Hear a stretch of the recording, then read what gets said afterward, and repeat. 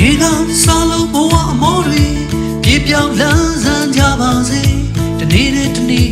သာယာချမ်းမြေ့တိုးတက်ရအောင်ဒီရှင်သန်ရာဘဝမှာပညာဉာဏ်မြင့်မှာအယုသားဆုံးကဖြတ်တန်းသွားတယောက်နဲ့တယောက်ကူပါအစိုးများတဲ့မှာအကောင်းဆုံးကြိုးစားဖို့အမြဲတမ်းလေးပြသဖို့အရေးကြီးတယ်အတော်ကြီးတဲ့လူကိုကြိုးပဲသိတဲ့လူတွေမဖြစ်အောင်တို့ကြိုးစားမယ်ဒီနေ့ကစား